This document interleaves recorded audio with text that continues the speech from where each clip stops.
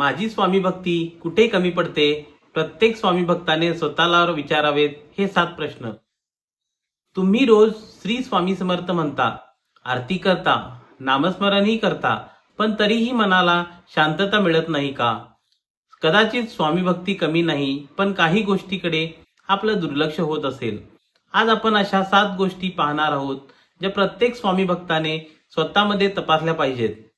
पहिला आहे नामस्मरण फक्त ओठांनी का मनापासून? फक्त जप मोजणे पुरेसे नसते. मन भटकत असेल तर भक्तीत एकाग्रता कमी पडते. दुसरा आहे संकटातच स्वामींची आठवण येते का? आनंदात स्वामी विसरणे आणि अडचणीत प्रार्थना करणे ही भक्तीतील मोठी उणी ठरू शकते. तिसरा आहे श्रद्धेपेक्षा अपेक्षा जास्त आहेत का?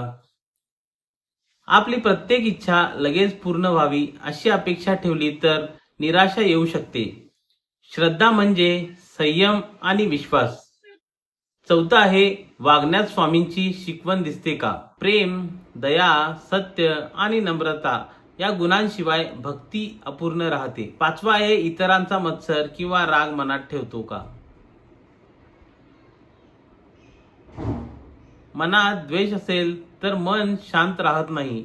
भक्तीबरोबरच मनाची स्वच्छताही महत्वाची आहे.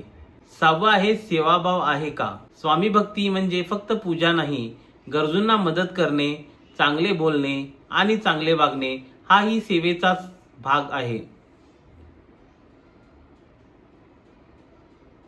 सातवा आहे संकटात विश्वास ढळतो का? खरी भक्ती सुखात नाही तर कठीण काळातही विश्वास टिकवण्यात दिसते. हा व्हिडिओ इतरांची परीक्षा घेण्यासाठी नाही तर स्वतःकडे पाहण्यासाठी आहे. जर यापैकी एखादी गोष्ट आपल्यात दिसली तर आजपासून ती सुधारण्याचा प्रयत्न करूया. तुमच्या मते स्वामी भक्तीत सर्वात महत्त्वाची गोष्ट कोणती? कमेंटमध्ये नक्की लिहा. आणि अशाच आध्यात्मिक तुमच्या मते स्वामी भक्ती सर्वात महत्त्वाची गोष्ट कोणती? कमेंटमध्ये नक्की लिहा. आणि अशाच आध्यात्मिक विषयांसाठी चॅनलला सबस्क्राईब करायला विसरू नका. श्री स्वामी समर्थ.